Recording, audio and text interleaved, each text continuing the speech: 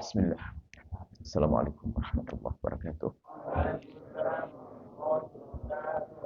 Alhamdulillah, salatu wassalamu ala rasulillah. Habibina Sayyidina Muhammad bin Abdullah wa ala alihi wa ashabihi wa mawalah amma ba'd.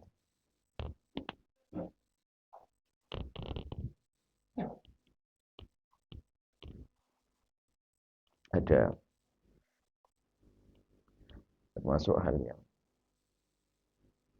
perlu kalian kuasai juga. Ilmu menghadapi anak-anak muda depan hari. Yang sebetulnya kalian juga di dalamnya sekarang.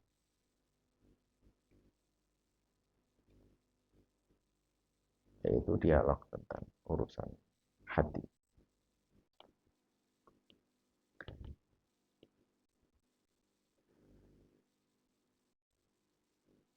Pengalaman yang Buya perhatikan, anak-anak di luar itu salah di dalam hidupnya ya.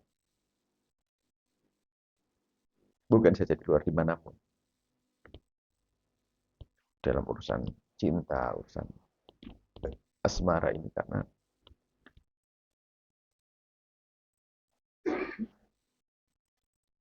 dia tidak pernah merenung tentang ikatan ini, jalinan.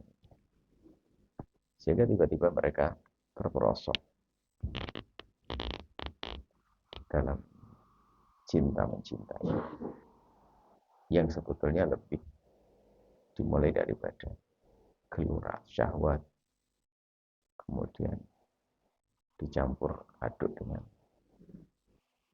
fitrahnya, kecenderungan dengan lawan jenis tadi, kemudian setelah itu menjadi mencintai. Sehingga mereka tertipu di dalam mencintai. Cinta itu rasional. Makanya cintanya orang hebat itu pakai rasio.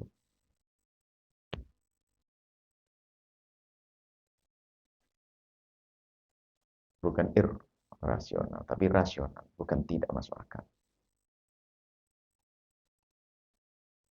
Cinta itu logis. Sehingga kalau sudah tidak masuk akal lagi, pasti dia terperosok. Cinta buta. Gula Jawa rasa coklat. Mulai kapan gula Jawa rasa coklat?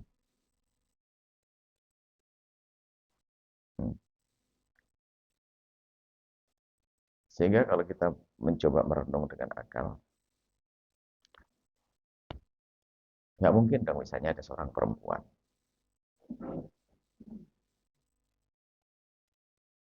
cantik enggak, akhlaknya jelek, mulutnya tajam, wah gembros, jorok, segala macam,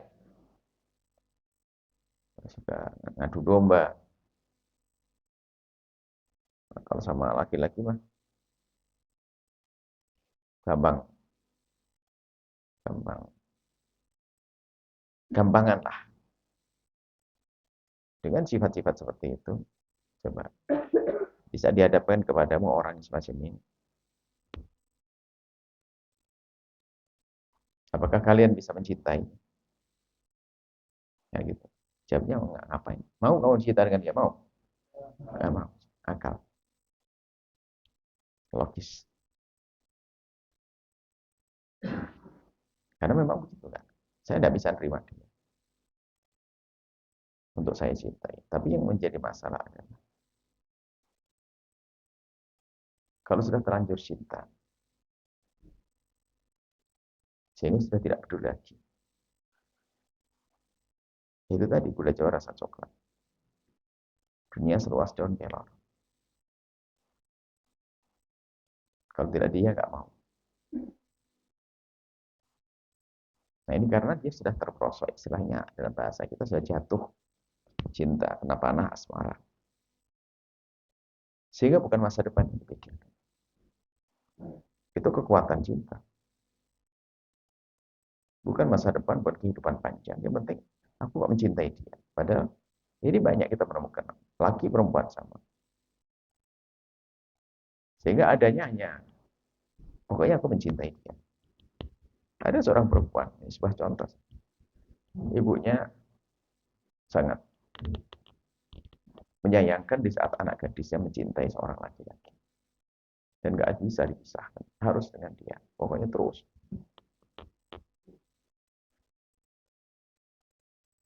Bahkan bermacam-macam perilaku yang kurang baik.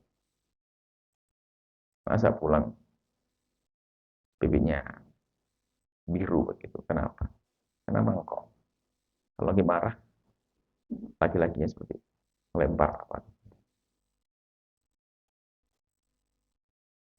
Dihadapkan ke Buya.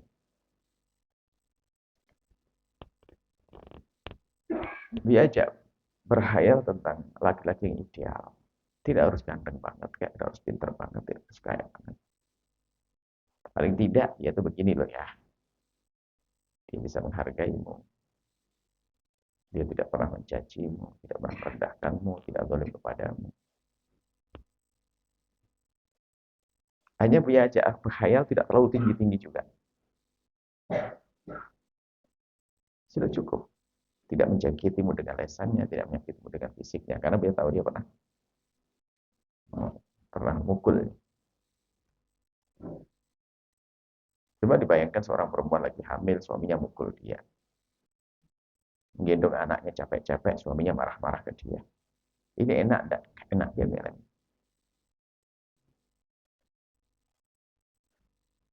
Akhirnya setelah setengah jam dia berbicara dengan anak gadis ini di depan ibunya,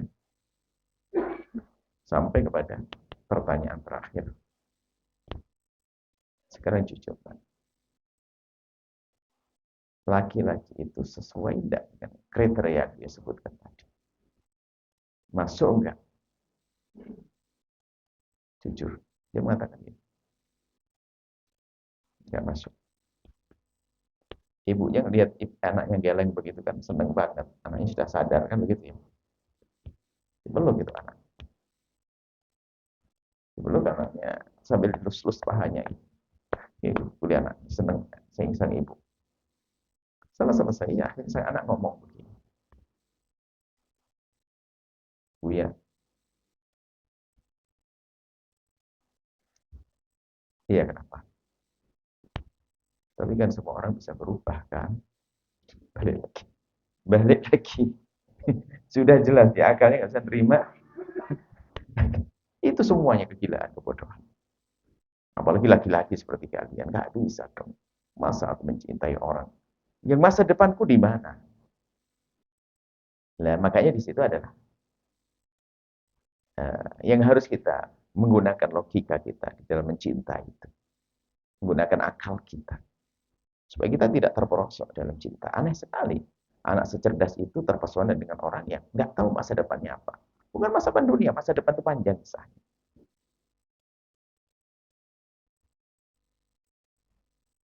Dan bahaya ketukan-ketukan hati itu. Makanya salah satu hikmah inspirasi cinta ya. Perlu dihadirkan sebenarnya beberapa inspirasi. Ada atau apa namanya? Layar. Enggak, siapin. Di antaranya adalah dia sampaikan jika ada yang mengetuk hatimu,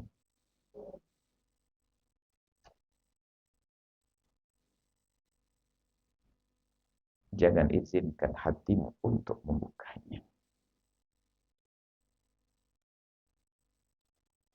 Akan tetapi biarkan akal yang membukanya.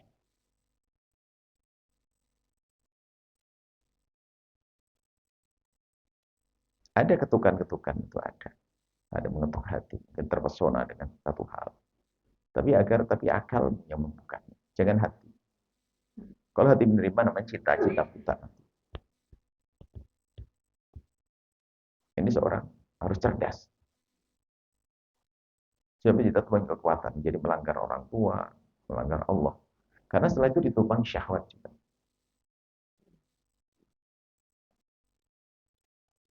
Dan cita tidak serta-merta. Nggak ada orang ketemu langsung jatuh cinta habis-habisan.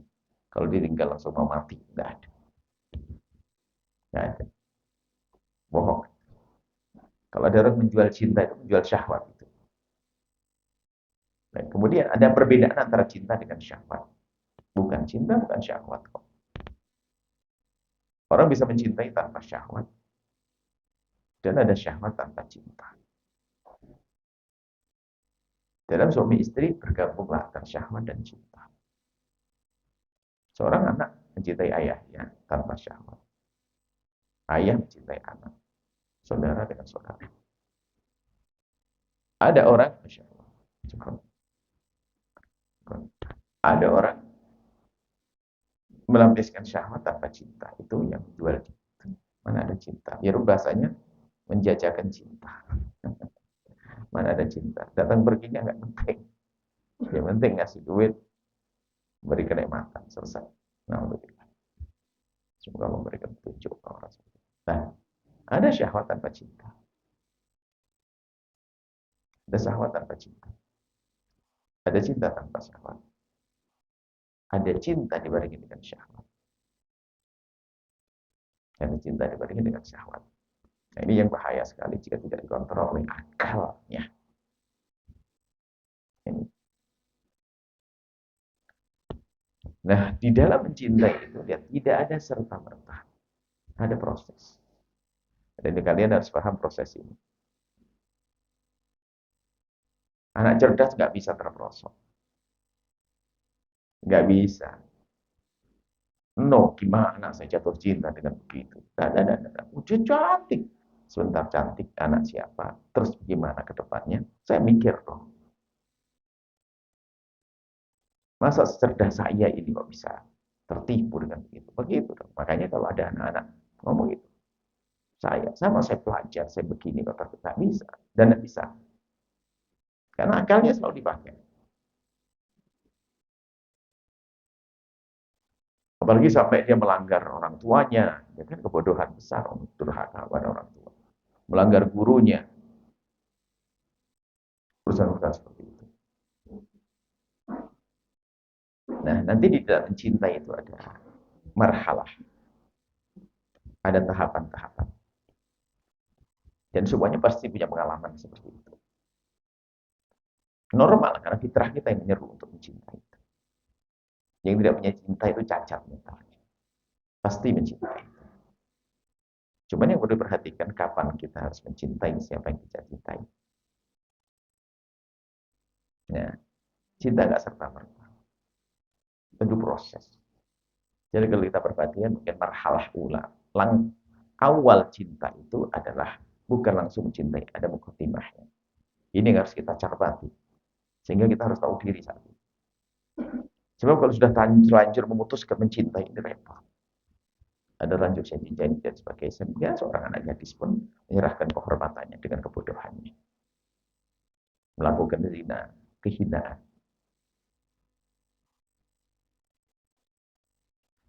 Baik, yang pertama adalah ada namanya ijab atau kekaguman. Kekaguman. Itu sangat normal dan inilah adil, tepat itu. Kagum itu adalah tiba-tiba mungkin di antara sekian wanita, mungkin waktu sekolah, waktu di luar atau orang yang kita kenal, di antara sekian wanita mendengar namanya ininya, kita terkagum. Kenapa? Akhlaknya baik, sopan santun, tutur katanya baik. Mendengar sampai ke telinga kita. Kebetulan pas melihat, kamu lihat dia, terkagum. Wajar kagum.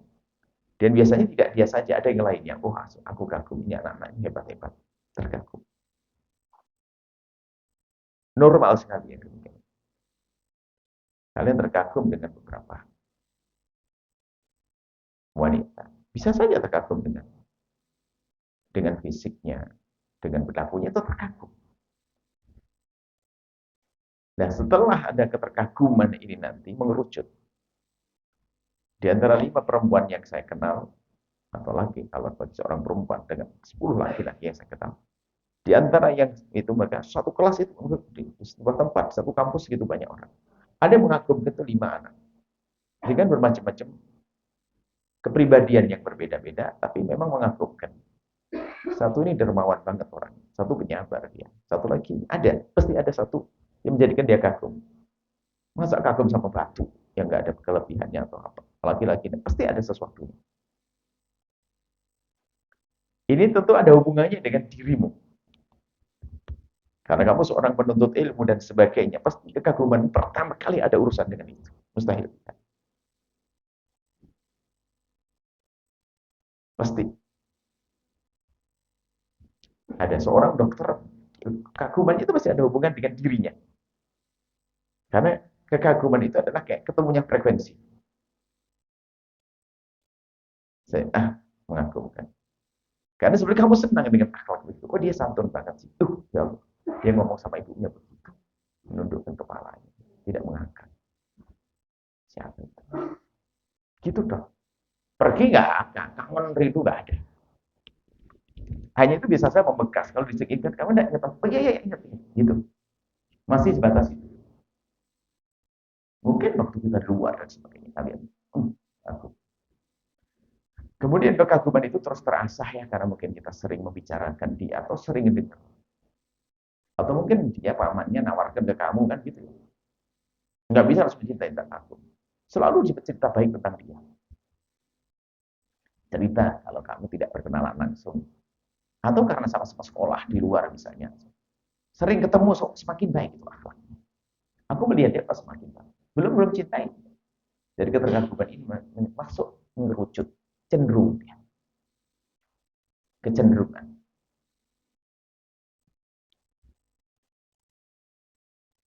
Nah, kecenderungan ini sudah mulai ada sinyal-sinyal cinta. Nah, sudah mulai berpikir kecenderungannya. Jadi mulai di saat dia nyebut nama dia, ada orang nyebut dia, langsung perhatian tapi melihat rumahnya mesti noleh, agak lama-lama noleh. Tapi belum cinta betul, belum masuk, kan dia belum memutuskan. Jadi apapun dengan urusan dia mesti ada perubahan dalam dirinya. Lihat adiknya aja, adiknya, ibunya, mobilnya, apa banyak, itu sudah berarti sudah lebih bukan tadi sekedar kagum, mengerucut ke sana. Yang di saat inilah sudah mulai waspada. Nah, baru setelah itu memutuskan di sinilah. Nah, makanya cerdas itu kan penting dalam mencintai, dalam menjadi anak. Sebab kalau sudah terlanjur cinta itu susah sekali. Apalagi terjerat dengan janji-janji dan seterusnya. Karena janji cinta itu biarpun bualan akan membebani dia. Ada janji-janji. Nah, di saat sudah ada kecenderungan seperti itu, kenapa ya Ustaz ingat menyebut nama dia kok? Tiba-tiba aku bergetar atau apa? Itu kalau kamu bicara di luar sana, mengerti kan? Anak-anak sudah paham tentang hal-hal semacam ini. Hampir semuanya mereka itu kan. Hanya permasalahannya, dia tidak waspada dengan sinyal ini. Jadi dia berpikir setelah itu apa? Aku harus mengambil keputusan apa? Apakah aku harus mencintai dia atau tidak? Ini ngambil keputusan. Berpikir. Jadi makanya kalau yang cerdas merenung. Kenapa aku?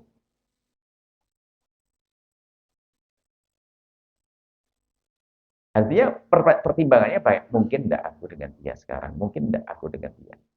Sudah waktunya atau belum? Kemudian masa depanku itu apa dengan dia? Itu berarti.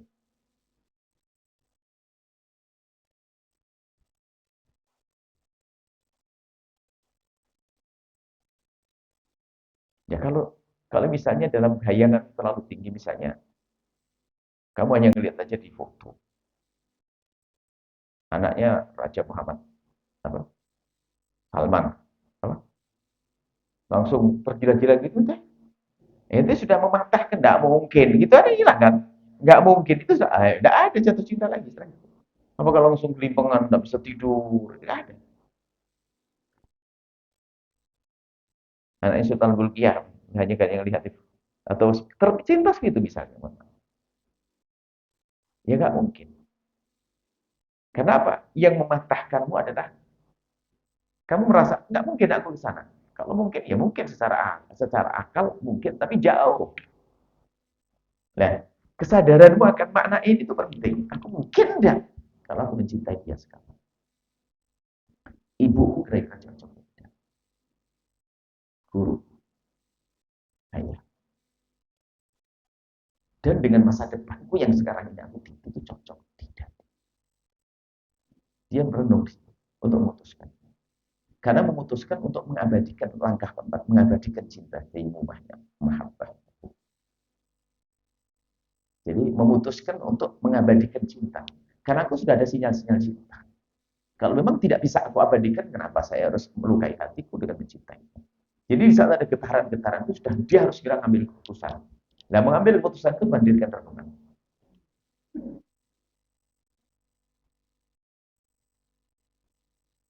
Nah, seperti itu. Dia berpikir tentang aku masih sekolah, ayahku begitu mau, ibuku juga. Dan dianya juga seperti apa kira-kira? Mungkin dia mau, tapi ibunya seperti apa? Jadi mempertimbangkan tentang apa yang akan apa langkah selanjutnya setelah mengerucut menjadi kecenderungan itu. Jadi berpikir wah kalau enggak ya enggak mungkin ngapain terusin daripada sakit hati ganas paling itu kayaknya ibu saya sudah kalau tak yakin ibumu enggak mau jangan pikir sebelum kamu cintai sangat mudah untuk meninggalkan dia. Makanya jangan main api setelah itu guyonan dan sebagainya itu merasuk hati dengan perempuannya. Nah, baru langkah untuk mengabadikan tidak ada jalan lagi kecuali yang dipandang adalah Allah, Rasulullah, orang tua, dirinya. Jadi pertimbangannya panjang. Ya, sekarang sudah jatuh cinta dulu, katanya ibunya nggak mau, ayahnya nggak mau. Apa yang terjadi? Nikah tanpa persetujuan orang tua. Loh, mana mungkin kebahagiaan didapat? Bahkan mungkin mendahului kehalalan, lakukan haram. Berarti tidak peduli dengan Allah. Berarti cintanya sudah buta dia. Dat yang sangat dicintainya pun dilawan gara-gara cintainya. Ya dat yang Allah, Nabi Muhammad. Orang tua yang telah merawatnya dilawan. Bayangkan. Nggak masuk akal. Sebetulnya nggak masuk akal. Di saat kamu tidak mencintai seorang perempuan, tidak mencintai seorang perempuan. Sebelum mencintai seorang perempuan, penilaianmu bagaimana terhadap seorang perempuan? Terhadap seorang perempuan, dia cantik juga. Tapi dia itu dia juga senang sama seorang laki-laki. Dinasihat ibunya nggak malah melawan ibunya. Nggak mau pokoknya harus dengan dia. Sama ibu sudah berani ngomong kasar. Sama ibunya sudah. Pokoknya dinasihat ibunya sudah nggak mau. Karena sudah terlanjur cinta dengan laki-laki itu. Dengan ibunya sudah. Kalau sudah dibahas masalah itu pasti dia marah. Perempuan ini, anak gadis.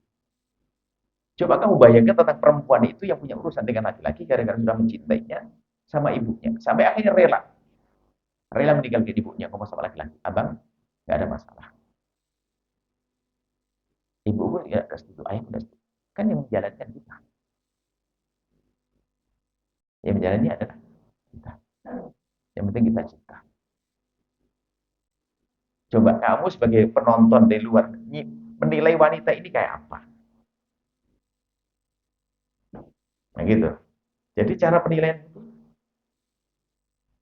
cara menilai wanita itu, akal sehat mengatakan wanita tidak benar. Lah kalau wanita sudah kayak begitu dengan ibunya, kira-kira secara akal sehat, kamu mau tak? Dengan perempuan yang gara-gara urusan denganmu, dia rela meninggalkan ayah ibunya. Dalam logikamu akan berkata begini, ini bapak ibunya yang rawat dari kecil aja dia begitu. Apalagi saya. Ini baru kenal. Bisa kurang ajar sama saya nanti. Terus diolah-olah, berpikir masalah cinta. Jadi tentang orang tua, jadi berpikir. Sehingga anak-anak cerdas itu nggak gampang terperosok dalam cinta. Dia, ibuku bagaimana? Ayahku bagaimana? Guruku seperti apa? Dia terpesona, oh tidak bisa dong saya mencintai. Cinta itu susah dilepas. Tahu panah asmara, dilepas nancep lagi, narik lagi. Kan ada, narik lagi.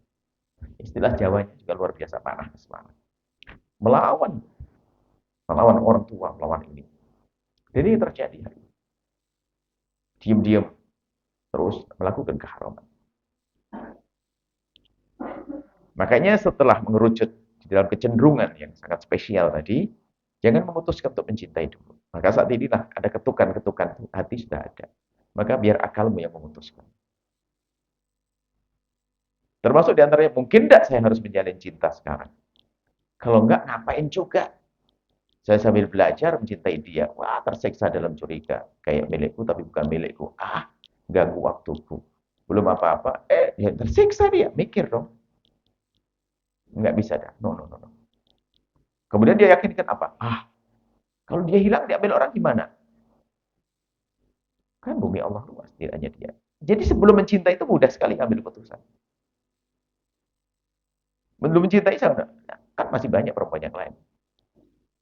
Kenapa saya harus maksain? Apalagi saya masih sekolah, saya belum bisa selesai. Kenapa saya harus dengan dia? Enggak deh.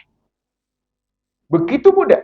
Tapi kalau sudah terlanjur jatuh cinta, surat-suratan, janjian segala macam dan segala macam, wah, nancep di dalam hati dia. Enggak peduli. Kata orang Surabaya, kata pembelah, bukan gula jawa rasa coklat, tapi kucing rasa coklat.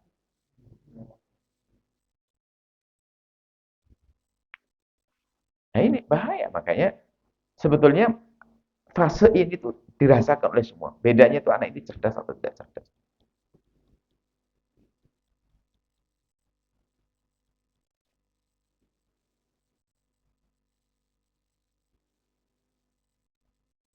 Sehingga cintamu itu betul dibangun atas dasar sesuatu yang kuat.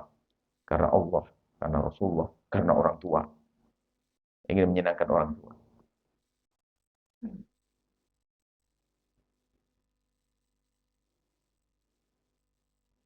Di kedepan hari, na'udzubillah, jika ada seorang laki-laki punya istri, istrinya jahat sama ibunya laki-laki. Apa yang terjadi pada laki? Hilang cinta. Mestinya kan begitu. Tapi tidak, malah dibela istrinya untuk jahat sama ibunya sendiri. Gila enggak kira-kira? Ada. Bucin. Budak cinta.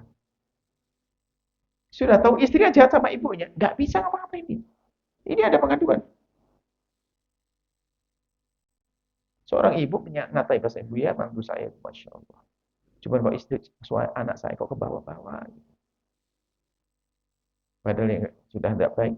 Pasti anak saya ikut-ikutan. Jadi ini kan gila. Beda cinta. Nah, di saat ada kecenderungan kuat itulah maksudnya jangan dibuka dulu.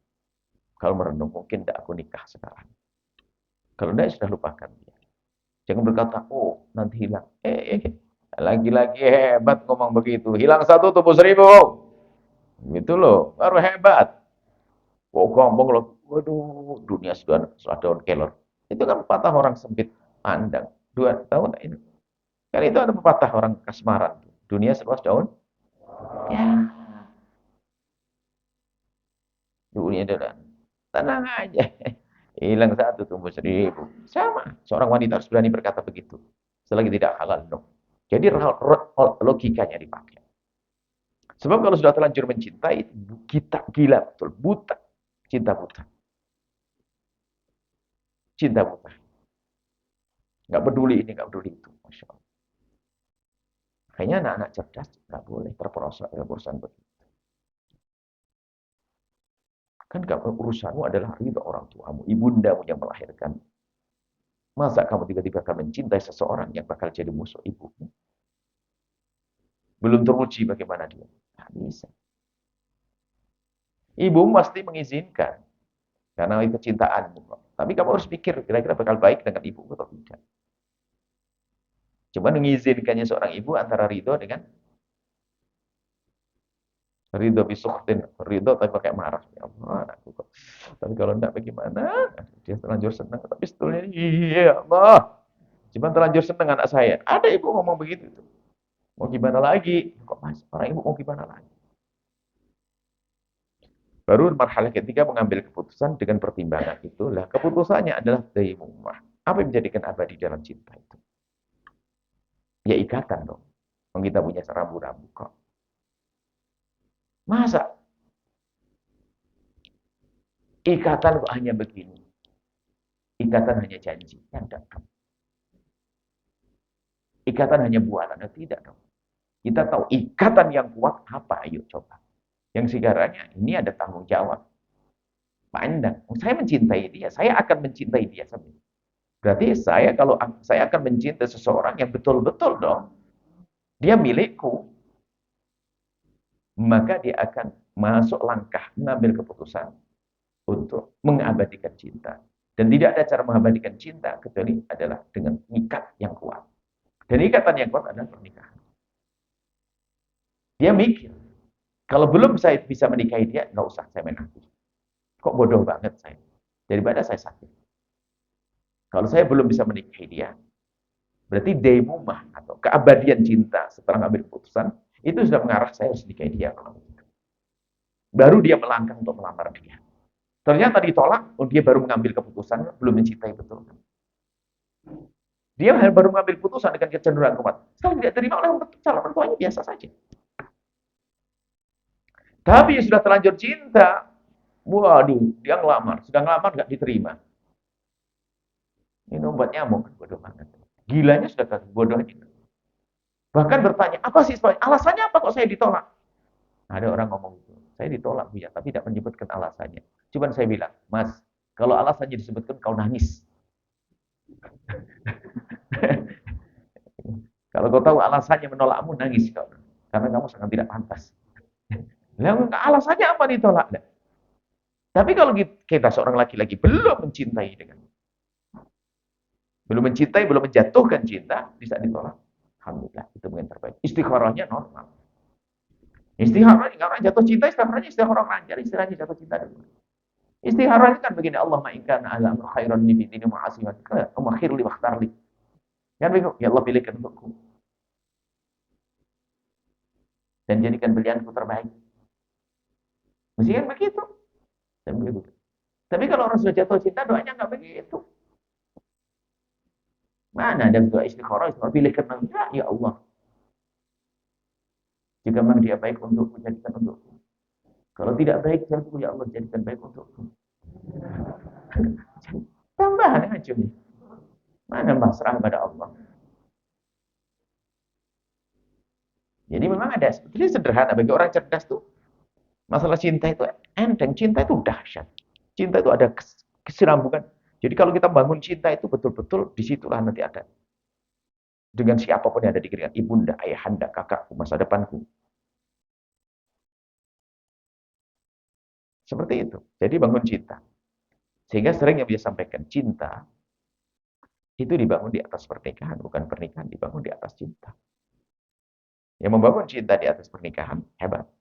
Tapi membangun pernikahan di atas cinta, dia jadi petualang cinta. Mencari cinta baru nikah. Sudah mencintai nggak nikah, sengsara. Tapi menikah dengan orang lain.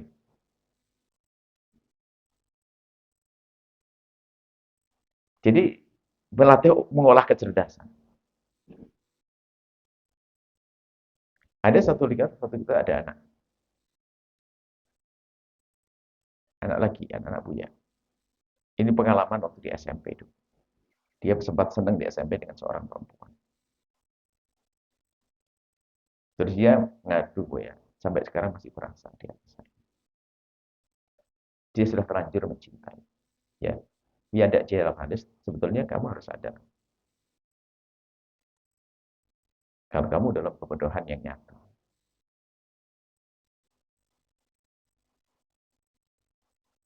Dia dalam kecerdasan yang nyata. Kenapa? Pantas kalau dia semakin cinta kamu, kamu tambah baik di sini. Oh, kamu mondok, kamu ini. Cuman kamu itu kok masih mencintai dia? Apakah dia tambah baik? Sekolahnya di mana? Dia masuk SMA. Terus, nah, cerdasan dia daripada ini. Oh, dia tidak tambah baik. Kecuali dia tiba-tiba merubah kehidupannya menjadi. Iya, dia melihat kamu semakin baik, kamu di pondok, ini belajar. Tapi dianya nggak berubah. Dia tetap di luar sana, lingkungan. Lah kok kamu masih cenderung, berarti kamu bodoh sekali. Coba.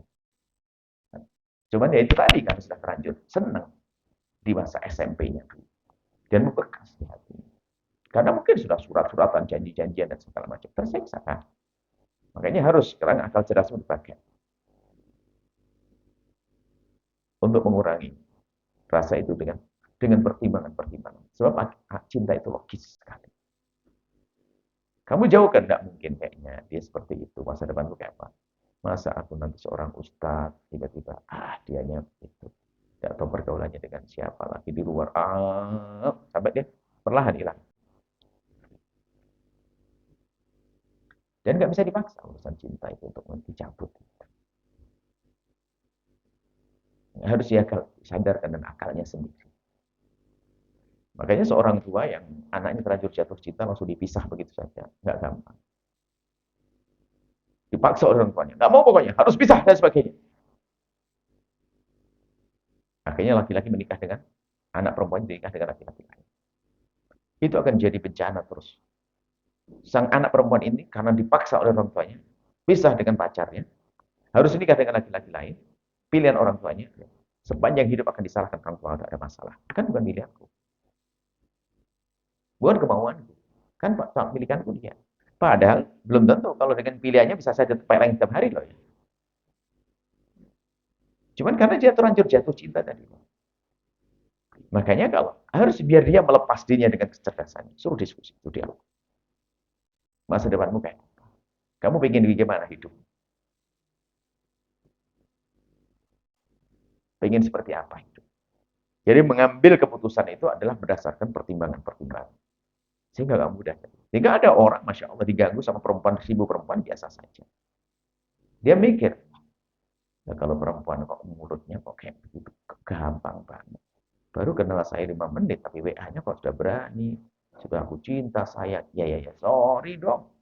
Masa kelas saya kelas lumpur. Kayak mutiara kok. Kelas batu kerikil. Kok gampang banget dia ngomong cinta. Dia langsung mikir akal cerdas. Biarpun dia katanya cantik. Begini. Jangan-jangan dia ngobrol ke 1000 laki-laki.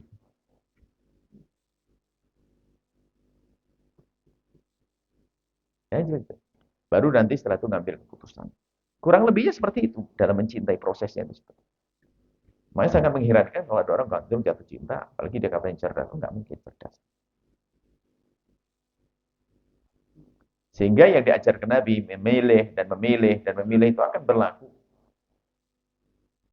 Akan sah jika memang kita belum menjatuhkan cinta. Kalau sudah jatuh cinta, capek. Ini kurang lebih semacam ini. Tentunya ada di sana ada hal-hal lain yang bisa diskusikan. Paling tidak gambaran mencintai seperti itu. Diklat cinta panjang nanti. Biasanya kasus. Kalau sudah begini gimana? Kasus begini gimana? Kasus begini. Semuanya punya masalah. Dan cinta itu ada pada setiap orang. Hanya perbedaannya adalah cara mencintainya itu benar atau tidak. Makanya perlu dibahas. Sebab kalau kita tidak bahas cinta dengan cara yang benar, di sana ada orang membahas cinta dengan cara. Kalau kita menggunakan logika kita. Mereka ada yang tidak benar membahas cinta dengan mendahulukan syahwat. Tiba-tiba dikibir gambarnya yang cantik. Nggak pakai kerudung, nggak pakai baju, dan sebagainya. Dia baik loh dia. Sehingga yang bangkit syahwatnya dulu. Sehingga mencintai karena syahwat. Ada seperti itu. Tiba-tiba ada seorang laki-laki, ada comblang ya. Itu ya menjodoh-jodoh ini fotonya terus begitu. Jadi bukan logikanya, fisiknya dulu tampakkan. Dia cantik loh dia aja. Gini. Tiba-tiba senang jatuh cinta, terperosok. Ya ini kan bukan orang cerdas. Kalau cerdas, apa kata di berkalah. Di antara orang yang saya kagumi, ternyata masuk pada kecenderungan. Dan itu sudah mendekat kepada getar-getar cinta. Maka, apakah aku harus melanjutkan kepada mencintai atau tidak? Gunakan akal. Sehingga yang didapat apa? ibunda, ayahanda tidak hilang. Allah tidak hilang. Rasulullah tidak hilang di hati. Karena dia dalam mencintai adalah dengan Allah. Bahkan dia bisa mendapatkan sesuatu yang lebih dahsyat lagi. Di atas standarnya. Mungkin dia terkagum dengan tetangganya, dia cantik. Cantiknya sekelas dia. Maksudnya dengan dia tuh sama-sama lah. Secantik dia. Jadi secantik dia, dia tuh seganting dia. Maksudnya gitu. Dan biasanya orang itu dalam mencintai itu, dalam menjatuhkan cinta itu ada urusan dengan PD juga. Makanya di saat menemukan ada perempuan, menurut dia, saya itu model saya begini. Dia kayaknya lebih cantik, kayaknya beruntung saya dari dia. Itu kadang-kadang menjadikan dia harus mencintai tanpa mikir panjang. Apakah saya nanti dapat seperti dia lagi? Ini pikirannya. Akhirnya yang iya, Pak, dia baik. Dia ngajak, aduh, jauh banget aku dengan dia. Akhirnya menjadi cinta. Ini ada hal-hal semacam itu. Atau karena terpesona dengan dunia, merasa dia lebih kaya dari dia. Terkagum-kagum. Dia anaknya orang kaya. Nggak tahu aja rumahnya bagus, pakai mobil. Padahal ngutang semuanya nggak tahu. Itu mungkin terpesona dengan hal-hal semacam itu. Dia anaknya orang kaya. Anaknya orang terpandang. Anaknya. Ini mengagumkan bagi dia. Hal-hal semacam itu. Sehingga dia karena dia merasa di bawahnya, dia menganggap bahasanya, kalau tidak saya terima, saya rugi. Saya akan menyesal. Padahal kebodohan. Nah, masa depan kita harus kita pikirkan. Sehingga kalau dia dengan kecerdasannya, bisa jadi nanti pada akhirnya, maka dia menjadi orang yang cerdas, memilih. Sehingga waktu memilih, benar-benar memilih. Sehingga yang didapat bisa melampaui daripada yang kemarin. Dari sisi akhlaknya dan lainnya. Tapi kalau sudah terpesona, lalu tiba-tiba menjatuhkan cinta. Hari ini yang terjadi, banyak orang tiba-tiba jatuh cinta. Karena memang tidak pernah ada pendidikan cinta. Ini ringkasnya semacam ini. Ringkasnya semacam ini. Cuman biasanya, kalau kalian adakan seminar cinta dengan anak muda ini, topiknya adalah bermacam-macam, tapi dasarnya ini tadi. Kenapa aku harus mencintai dia? Judulnya bisa macam-macam. Bisa judulnya, aku telah jatuh cinta. Untuk move on, untuk melepas itu gimana caranya. Itu ada pendidikan lain. Dan bisa. Ini kurang lebihnya gambaran-gambaran tentang cinta. Makanya anak cerdas gak ada. Tiba-tiba gandrung. Udah jawara satu. Baik. Kurang lebih seperti itu. Coba aja. Pertanyaan kemudian tentang motivasi dakwah yang sudah dia sampaikan. Segera diterapkan nanti. Ustaz Hibri untuk membuat. Coba yang membawa acara tadi malam siapa coba? Mana orangnya? Sama siapa? Hah? Coba suruh ngambil mic. Mau mic ya? Ya, yang pertama mana? Yang pertama. Mana yang pertama? Coba. Suruh ngulang semalam. Sebenarnya ada evaluasi coba. Suruh ngulang kemarin. Gimana? Coba. Mana coba? Assalamualaikum guys semalam gimana? Biar tahu apa yang harus kamu benahi gitu. Satu-satu. Ayo langsung sini depan. Nanti setelah itu dia akan tidak mengulang lagi setelah ini. Kekurangannya. Coba. Siapa yang mengamati kekurangan dia di apa coba?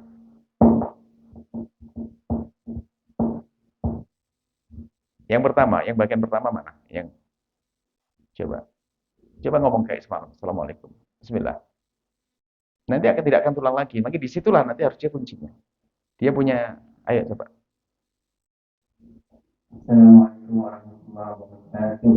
Salam. Ayo langsung kayak semalam ya. Anggap saja di acara pernikahannya si Mahdan.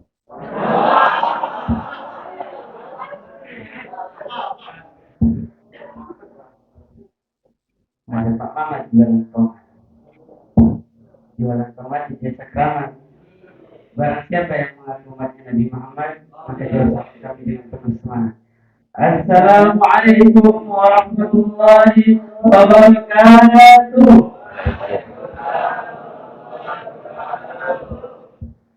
Alhamdulillahirabbil alamin wassalatu wassalamu ala asyrofil mursalin Alhamdulillahirabbil alamin wa ala alihi wa sahbihi wa man tabi'ahum bi ihsan ila yaumil din amma ba'd.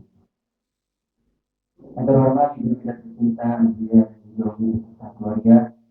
Semoga Allah Subhanahu wa taala senantiasa memanjangkan umur beliau dalam kesehatan serta walafiat dan juga mempermudah segala urusannya dari urusan dunia maupun akhiratnya khusus urusan dakwah. Amin amin ya rabbal alamin.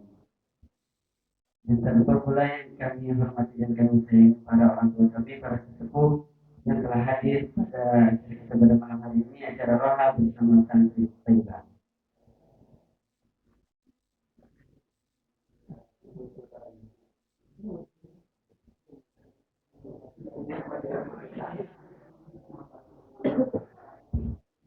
Ayo, coba. Kita memasuki acara utama yaitu adalah pembukaan. Kita buka acara kita pada malam hari ini dengan pembacaan Ummul Quran. Alhamdulillah wa alhamdulillah.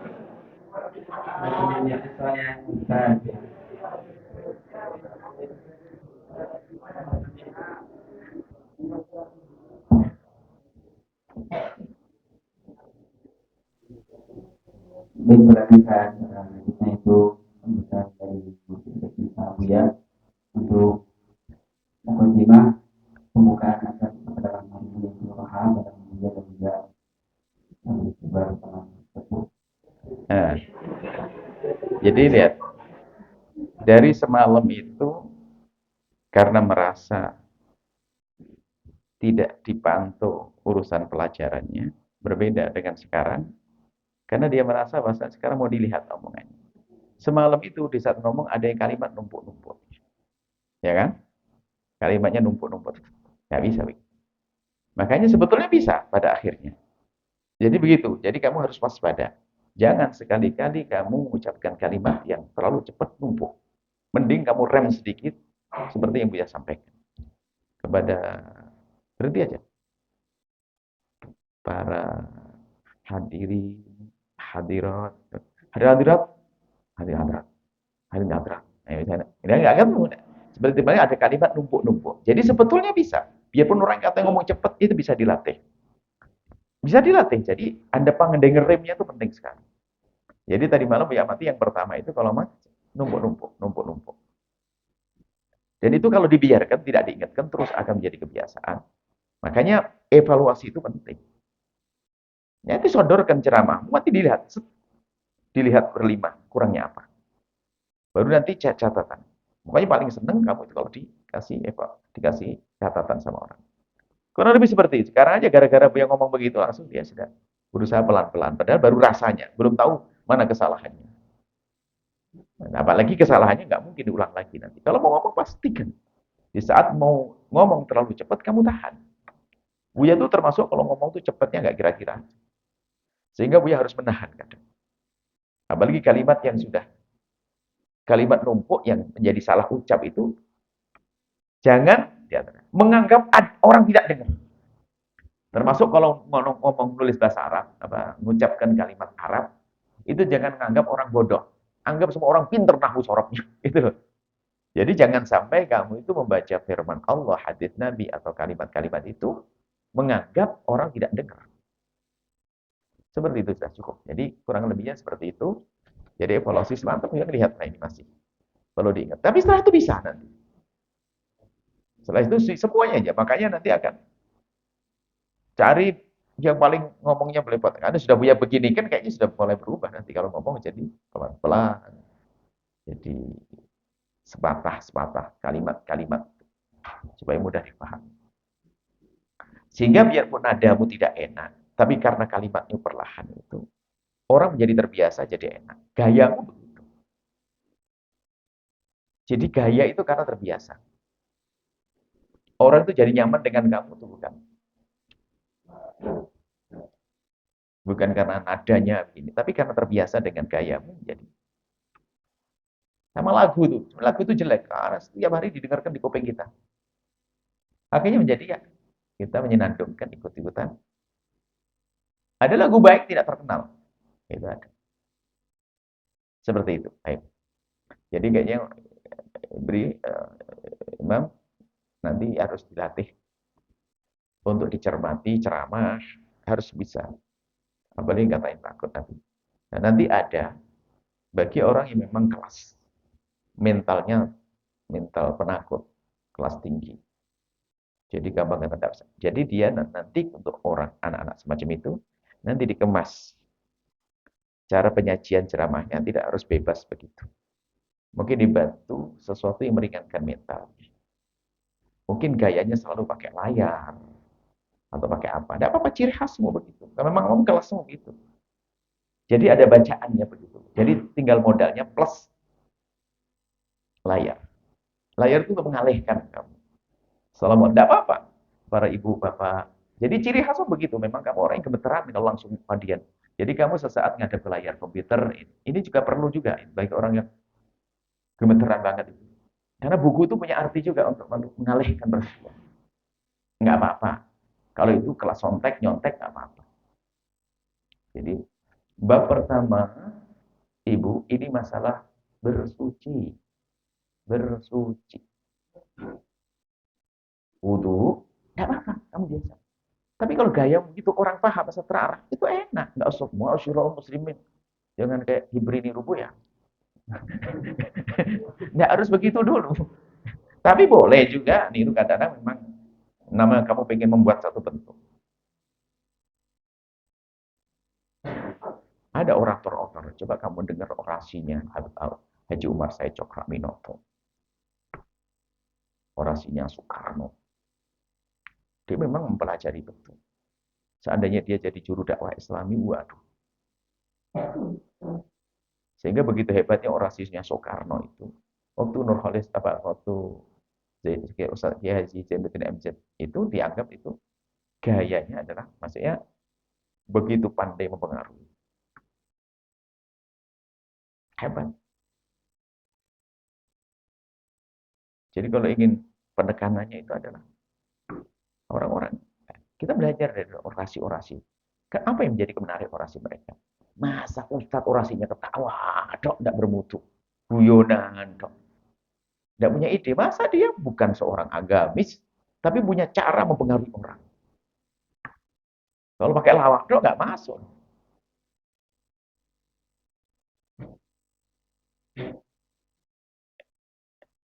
Dan Soekarno itu adalah orang Buya hanya caranya, Buya memperhatikan, yang ini nggak kebelebet, memperhatikan, diulang lagi, jangan dilewati.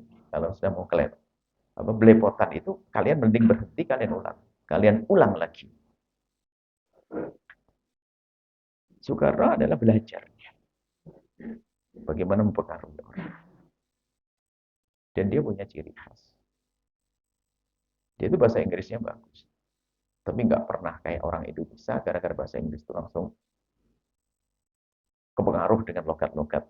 Mereka memang beliau logatnya bagus, tapi ada ciri khas. Dia kalau bicara R nggak pernah dihilangkan. Sekarang anak kita ini kalau sudah mulai bisa bahasa Inggris langsung R-nya hilang kan? Rating. Sekarang enggak. Dia dengan gayanya Pak, rating, R-nya malah ditambahkan biar Indonesianya kelihatan. Rating of Islam. Rating. Nah, ini anak kelas-kelas sih. Apa itu? Jadi ada, nggak perlu kita gaya ikut-ikutan. Justru dia menampakkan, R-nya tambah, rating of Islam. Kita perlu. Nah ini, jadi cara menggebrak itu ada. Dan itu adalah irama. Biasanya rasamu sendiri yang bisa menggebrak. Seperti itu ya. Jadi semuanya bakal bisa menemukan cara terbaik untuk menyampaikan orasi. Dan mungkin di antara anak-anak Buya nanti memang harus ada yang modelnya, harus model pakai tag itu agar semakin ilmiah. Sehingga nanti menjadi ciri khas. Sehingga di antara anak Buya nanti kalau, oh saya Ustadz ini anak muridnya Buya yang itu. Kenapa? Dia belajar, ngajarnya langsung pakai teks. Bahasanya kan akurat. Dubnya betul. Dubtul kita berarti. Bukan dubtul sudur sah. Nah ini kitabah. Jadi kayaknya lebih hati-hati. Jadi ada. Bahkan mungkin ceramahnya biasa saja. Setelah assalamualaikumnya pun tidak usah. Itu kan assalamualaikumnya orang beri sambutan. Assalamualaikum warahmatullahi wabarakatuh. Sambutan.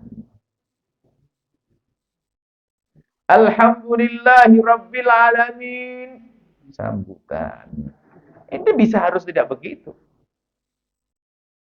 Bisa saja sholawatmu itu biasa saja karena apa? Kamu sudah punya ancang-ancang akan mengangkat suara nanti di saat itu ada. Jadi tidak harus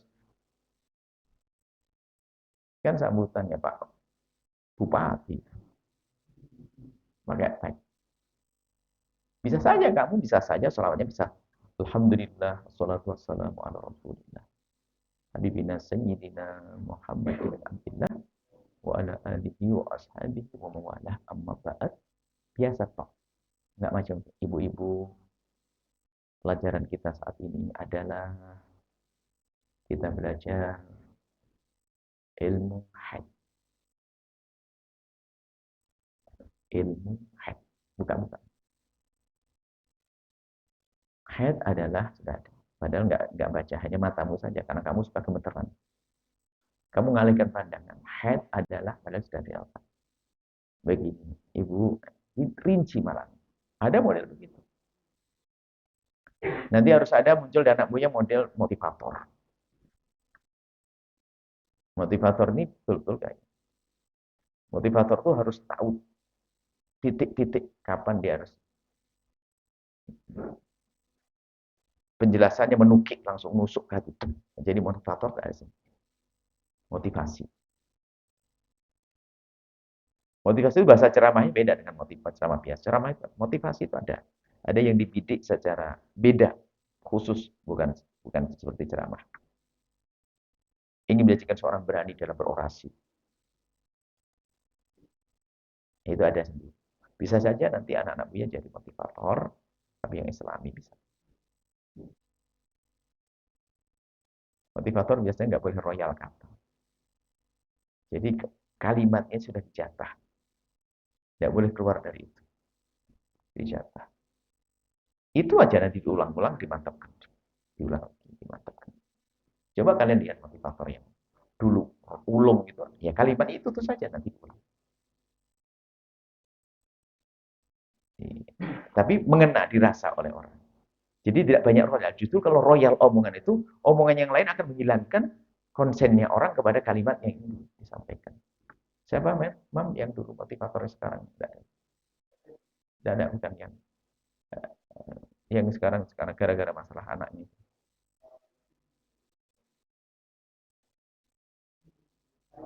Siapa? Mario Teguh. Coba. Kalau kalian perhatikan, ada berapa kalimat yang dia ucapkan? Yang di otakmu lebih banyak sebenarnya. Cuman dia hanya memilih kalimat, itu saja bisa nyuplik dari seorang ahli hikmah, seorang hakim. Motivator misalnya perkataan Luqman Hakim, coba ajari misalnya Luqman Hakim. 2 hal yang harus kamu lupakan, 2 hal yang harus kamu ingat. Itu saja. Tulis. Berapa? 2. Enggak banyak ngomong. 2 hal yang harus kamu ingat. 2 hal yang harus selalu kamu lupakan. Berdiri. Yang pertama, yang harus Anda lupakan adalah jika ada orang berbuat salah kepadamu, berusahalah untuk bisa melupakannya. Berhati melapang.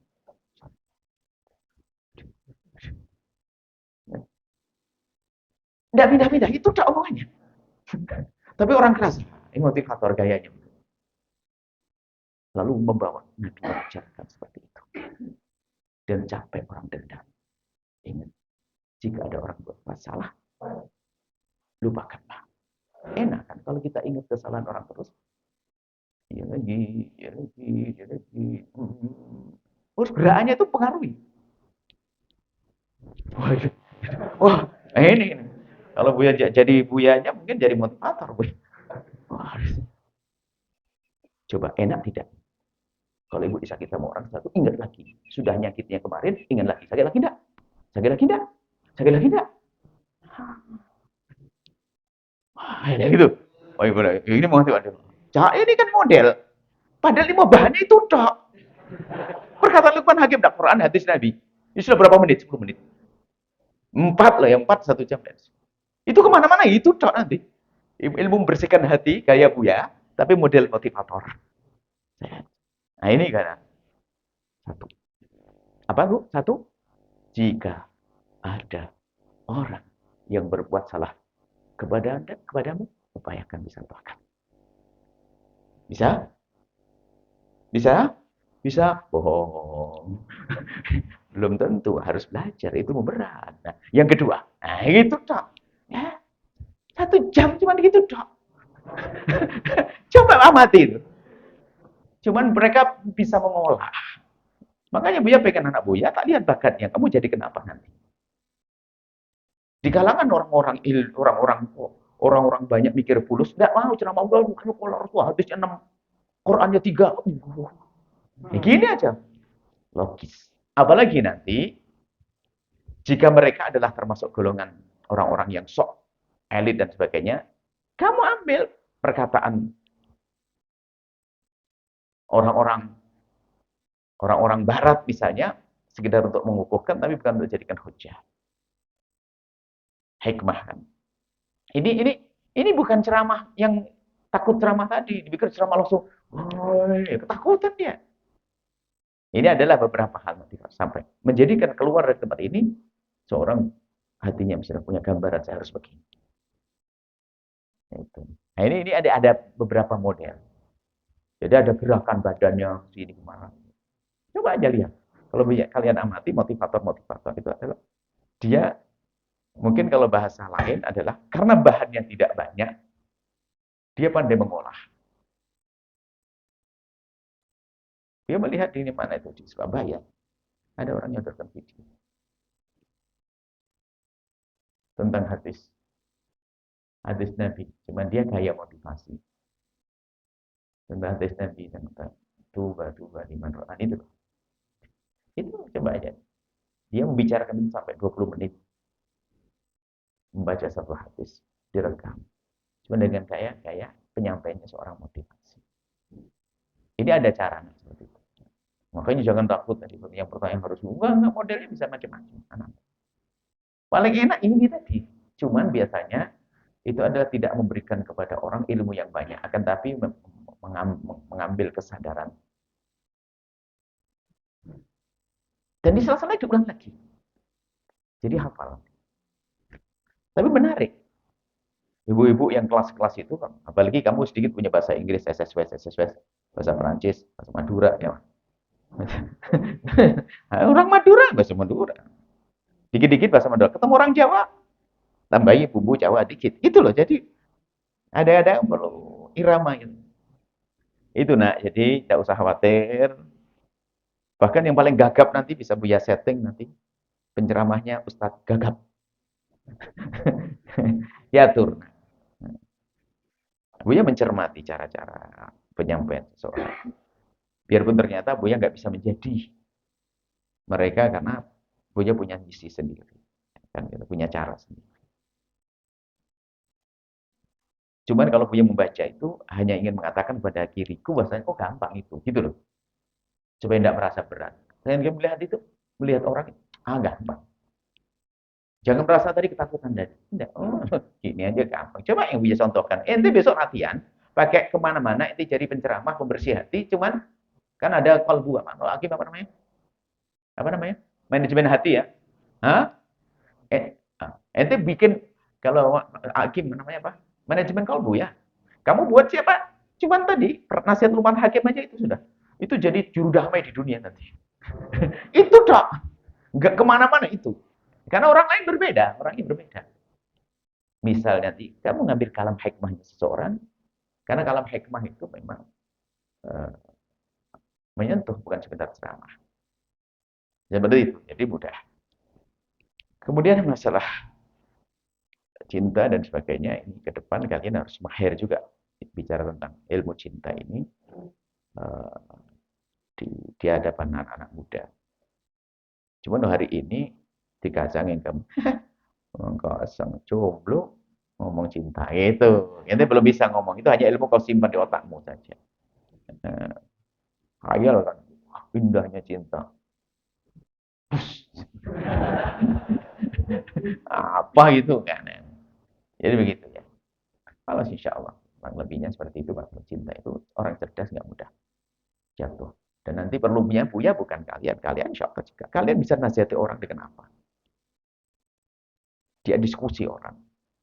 Yang belum nanti adalah menarik bagaimana orang setelah mencintai seorang tua dan menemukan anaknya sudah terlanjur jatuh cinta. Atau kawan terlanjur jatuh cinta di luar sana. Bagaimana caranya? Sama, logikanya dibangun. Untuk merenung. Maka beri waktu.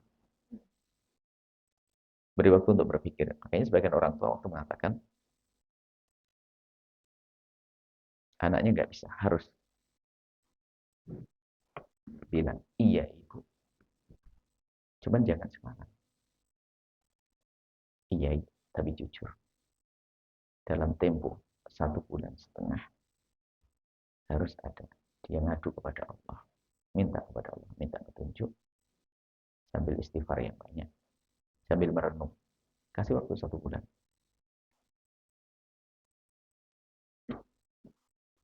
Dan pastikan jawabannya adalah Umi setuju. Tapi jangan sekarang. Tapi dengan catatan, biar nikahmu nanti berkah. Perjuangan berkah. Kamu lakukan ini. Bulan terakhir langsung batalkan dia. Enggak mau berubah hatinya. Karena sambil merenung dia mulai sadar. Enggak bisa suruh ngambil keputusan hari itu saja. Enggak, jangan. Saya ngadu kepada Allah. Ngadu beneran ya pokoknya. Kalau jangan bohong lah ya. Umi, sayang kepada kamu. Insya Allah itu jodohmu yang terbaik. Cuman kan petunjuk para orang-orang mulia kan kamu harus ngadu kepada Allah. Malamnya setiap malam ngadu sebulan. Sebulan ngadu, merenung, ngadu. Keputusannya apa? Nggak jadi nih. Batal nih. Loh, dia ngomong sendiri. Dia sendiri mengundurkan diri. Kenapa? Kita cabut perlahan. Langsung kalian, tidak boleh. Pokoknya, Umi setuju. Sama Najib. Apalagi laki-lakinya dilabrak. Wah, laki-laki dilabrak langsung lapor. Ya, maafin ya, memang aku orang jelek, orang gak pantas dengan kamu, ayahmu. Oh, tambah jadi, tambah cinta dia. Karena merasa harus jadi pahlawan cinta. Makanya orang tua itu kadang-kadang ada cara. Itu semua ilmunya nanti perlahan.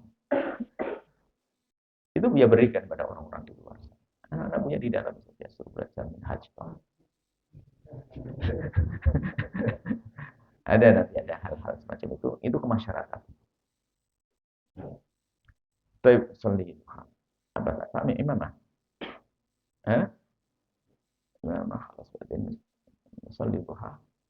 Nartah khalilan wasil batin. Lanjut Mam ya. Apa? Ayo sebenarnya macam dulu. Panjalu, baca panjalu. Eh?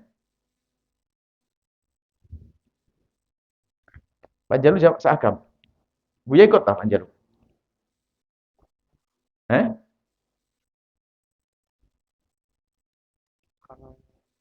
Tidak apa-apa. Eh? Panjalu ikut. Nah, jam berapa Panjalu? Pulang Panjalu?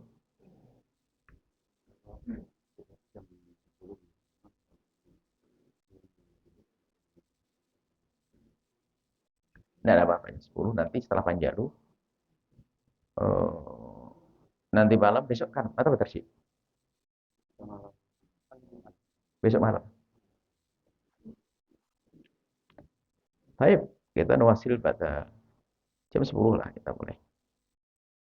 Berapa jam Panjalu? Eh? Sampai selesai acara. Panjalu. Panjalu kan dekat pondok kita. Eh? Oh ya udah. Kayaknya lurahnya nunggu kita juga. Mungkin kita ke sana. Kalau dia akan ke musafir jam 12 nanti. Kita duhuran. Berarti itu hasil kayak masalah program ini. Yang lain tidak bisa diselesaikan. Dia harus ke Jatim sebentar. Kalau kita ke Jatim saat ini asyar. Setelah dari Panjalu deh. Banjalu kontemporer mesti bisa Anda barfah khalina. Diklat cintanya sudah, kamu akan ketemu cintamu nanti. Itu yang penting. Cinta itu bukan untuk dibicarakan, tapi cinta untuk dirasakan. Ngomong cinta dok, kelilit. Nah, cinta bukan untuk dibahas, tapi untuk dirasa.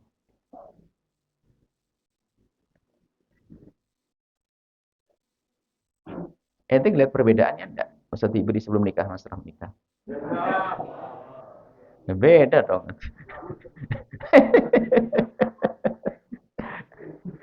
Kalau muka ente gersang. Ente ini jomblo-jomblo nih mukanya.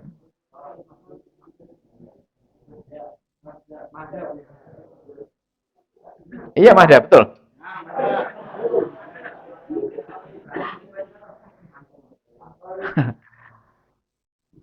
Buya tahu orang licik suatu ketika. Di rumahnya orang, licik dia. Dia tuh pengen makan, tapi nggak pernah dia makan duluan. Disodorkan kita dulu suruh ngambil. Habis kita ngambil, dia ngambil. Selalu gitu, padahal dia pengen. Cuman malu kalau ngambil duluan. Silakan mangga, kira ambil. Ini yang ngomong Mahda-Mahda tuh pengen duluan dia. Ini sih. Itu coba. Ente kan enggak enak makan duluan. Disodor orang lain. Nah, baru dia ngambil. Ambil lagi. Kita suruh makan lagi. Ambil dipaksa lagi. Kita ambil lagi. Dari tadi Mahda.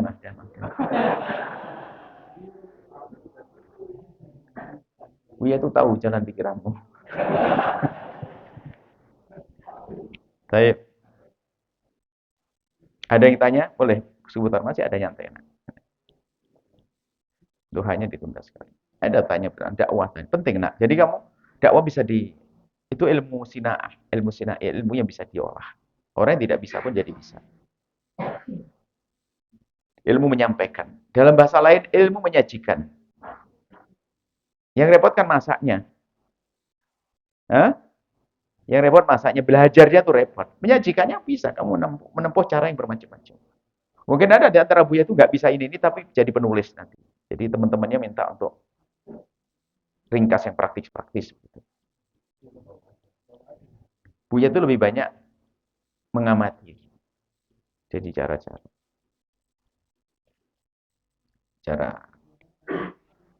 menyampaikan sesuatu itu ada.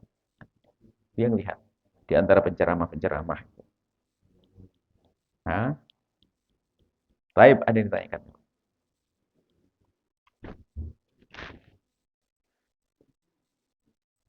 Ayo. Ada mikrofon.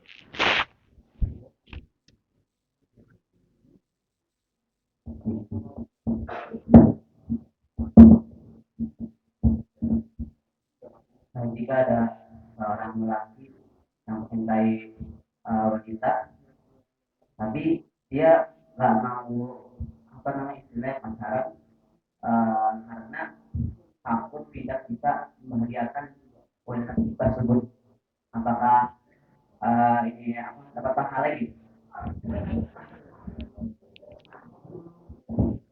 Sebetulnya permasalahan gambaran tentang kebahagiaan kayak apa sih? Bahagia itu tanpa syarat sebetulnya. Apakah kebahagiaan harus dengan harta melimpah? Mulai kapan? Itu yang paling suka berantem, yang adu ke dia itu banyak duit.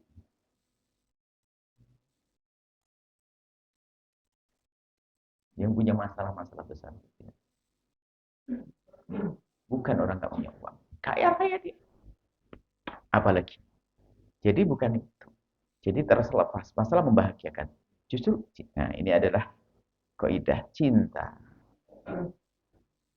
Buya kan bukan madhabnya Gibran Khalil Gibran. Dalam cinta, Gibran Khalil Gibran dia mengatakan cinta itu akan semakin indah jika ditempa dengan duka, sengsara, dan sebagainya. Ibaratnya seperti emas akan semakin mengkilat jika kena api. Oh, enggak salah dong. Saya punya madhab.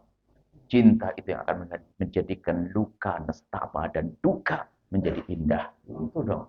Masa madhabnya kok madhab tersiksa. Makanya Gibran itu sampai meninggal kan tidak pernah mendapatkan Jadi waktu dia punya kekasihnya itu adalah jauh, kasih jauh. Dan dia sering salah cinta dengan Mary Elizabeth Haskell dan sebagainya. Dia ada orang, Buya membaca Gibran itu. Buya membaca bukunya Gibran, perjalanan Gibran dan sebagainya. Karena Buya menganggap dia adalah termasuk orang yang bercerita tapi tidak jorok. Tapi dia asal Yahudi. Dia asal Yahudi. Dia punya ajnihah mutakasyirah, jiwa-jiwa. Sayap saya patah, kalau terjemahkan tadi. Allah mutamarrid. An-Nabi min Lebanon. Nabi. Dia memang orang yang Yahudi. Nah, dia hanya mengamati. Rupanya cinta tidak jorok. Gibran tidak punya lampiasan syahwat. Sampai pada orang yang dicintainya itu, dalam syairnya itu, kalau tidak pernah bertemu sepanjang hidupnya. Bahkan dia berkata, mungkin kalau seandainya aku ketemu Gibran, aku akan lari. Kalau seandainya fisik Gibran datang, mungkin akan lari sejauh-jauhnya. Jadi memang Gibran itu ada dengan luka. Cintanya bukan cinta yang sukses dalam mencintai. Tapi dia sempat punya karya-karya hebat.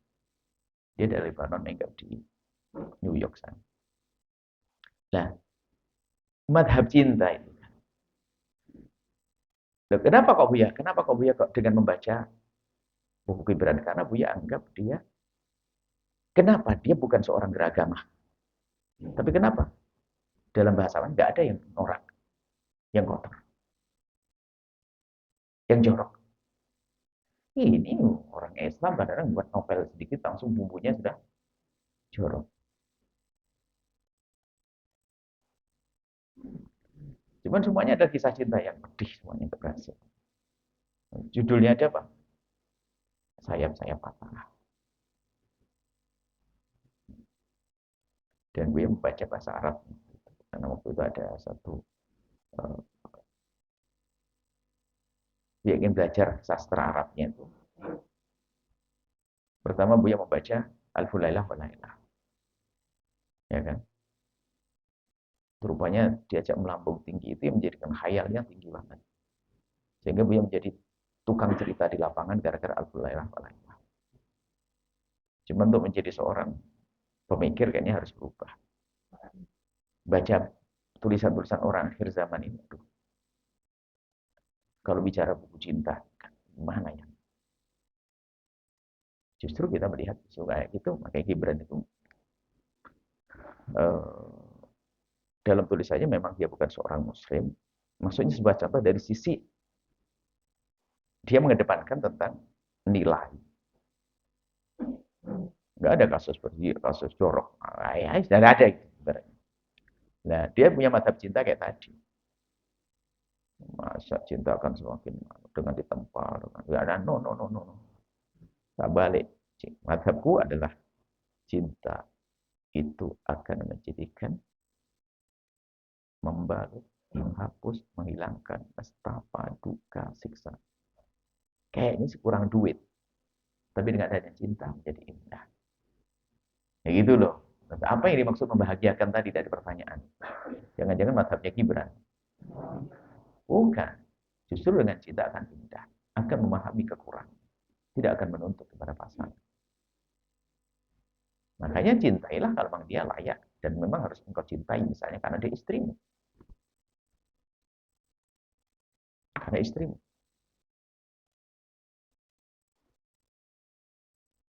Jadi seperti itu. Cinta. Istrimu. Kalau ada orang mencintai. Kemudian bertepuk sebelah tangan. Atau memang cinta tidak segera diungkapkan, hanya sekedar disimpan saja. Ngenes sampai mati. Mati syahid. Oh, mati syahid. Cintanya kandas. Jadi mencintai seseorang, mencintai anaknya pula, dia karena solehah, baik dan sebagainya, dia mendem khayal-khayal, astagfirullahaladzim, Allah. Astagfirullahaladzim, puasa dia, astagfirullahaladzim. Dia nggak mau membayangkan, dia langsung hilang. Tapi semakin cinta dia, mati syahid. Tapi kalau sudah melihat gambar-gambarnya nggak syahid, sangit namanya. Dia ada hawa. Karena kalau kita menghindar dari menghayalkan yang haram, orang yang tidak pernah kita kenal, itu enteng. Tapi kalau kita urusan syahwat dengan orang yang kita mencintainya, susah dihilangkan kebalikannya. Karena dia sudah mencintai kan, perempuan itu pasti khayalnya macam-macam. Ingin mesra dan sebagainya. Lalu kalau dia menghindar dari itu, makanya mati syahid.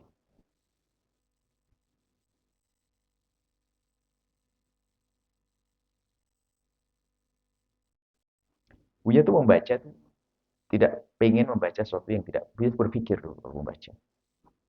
Yang tidak berguna, Buya tidak akan Buya baca. Kalau pinjam buku, ada ya.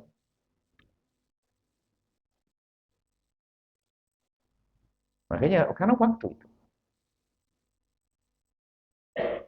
Jadi saat Buya membaca, Buya kembali kepada urusan kita. Dia Yahudias. Buya bukan melihat dari sisi, oh kayak apa sih. Hanya Buya mengatakan bahasanya, ini berarti profesional kayaknya. Dia dengan dua bahasa. Cuman tentu sisipan-sisipan akidah ada. Cuman dia dalam catatan pasir dan buihnya, dia ke Purwokerto mengatakan, tidak ada keadilan dan keindahan seperti yang dibawa Islam. Tidak ada keadilan dan keindahan yang melebihi dari yang dibawa oleh Islam. Dia ngomong begitu. Rupanya dia terpesona dengan orang Islam dalam iman. Tapi jujur dia menulisnya. Kemudian juga ada catatan-catatan penyair-penyair. Tapi kan kamu jarang rambu-rambu cinta. Bukan liar mencintai. Novelnya novel bacaannya. Kemarin ada anak putri bacaannya novel. Yang Buya habisin. Sampai targetnya nanti sampai di rumah saya akan selesaikan novel itu dan nonton filmnya. Ada anak putri. Awas kalau jangan mau nikah dengan dia. Targetnya begitu. Buya baca semata-mata Buya belajar. Sastranya belajar.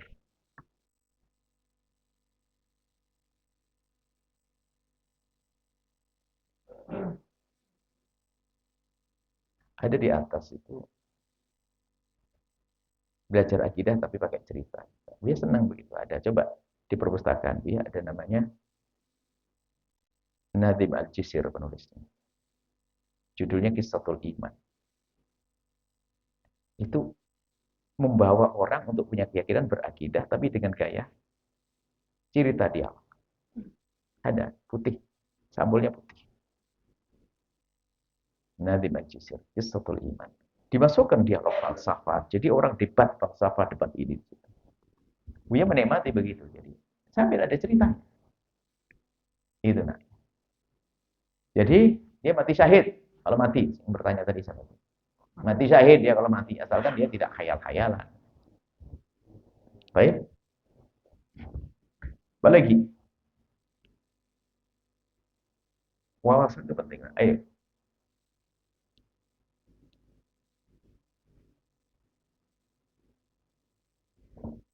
Silakan. Apa yang ini pertanyaannya ketika kita mendapat amanah untuk mengajar di hadapan yang sama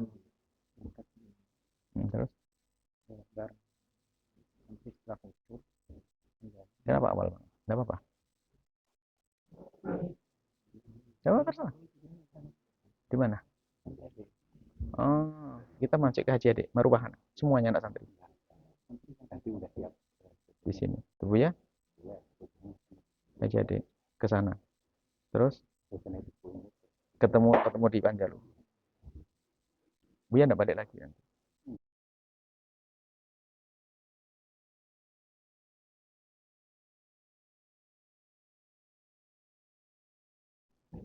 Marhaba. Apa tadi? ketika kita mendapatkan amanah untuk mengajar di hadapan yang bukan mahal akan kita tunggu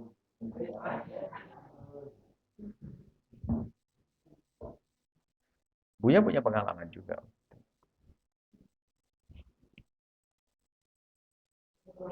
Selama itu dia tidak pernah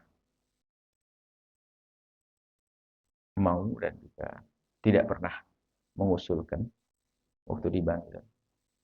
Jadi di Banten kita tidak ngajar pondok putri sama sekali sebelum berangkat. Kayaknya punya prinsip itu lah. Selagi dia bisa menghindar, ngapain juga. Ibaratnya saya kan masih haus deket-deket es degan ngapain? Mending dijauhin es degannya kan gitu. Saya pikir cerdas, praktis. Ya, karena saya lagi ini ya ngajar pondok putri. Selagi bisa menghindar, saya menghindar. Nggak mau dipanggil, ya nggak mau. Urusan pondok putri nggak mau. Masih ada yang lain. Biar yang sakit yang lainnya saja. Karena beliau waktu itu juga banyak banyak tahu, termasuk orang-orang dekat Buya banyak di situ. Nah, Kirian Buya Aman. Aman Buya S1 ya kan. Waktu Buya ngajar, waktu Buya ambil S2-nya itu, kan harus wajib ngajar. Nah ini mulai. Buya ngajar anak putri. Termasuk di antaranya kelas tertinggi dan kelas paling dasar Buya ngajar. Kelas paling dasar kelasnya Umi. Kelas tertinggi kelas 4 Buya ngajar akidah. Dia juga ngajar. Waktu itu ya aman, ya tidak ada masalah. Umi banyak ibadat persiapan. Belum masuk. Sudah begitu dapat tugas lagi, lebih besar lagi. Ngurusi pondok putri, ngurusi asrama putri. Allah. Ngurusi asrama putri. Nah ini kalau bukan perintah guru, ini mending bukan. Jangan biasa menikmati suatu di balik itu ada seruan syahwat. Kan biasa, wah sih ini. Akhirnya ngajar. Ngajar juga normal. Cuman ada godaan berat. Ada godaan. Memang Buya tidak pernah tahu muka mereka di Indonesia. Cuman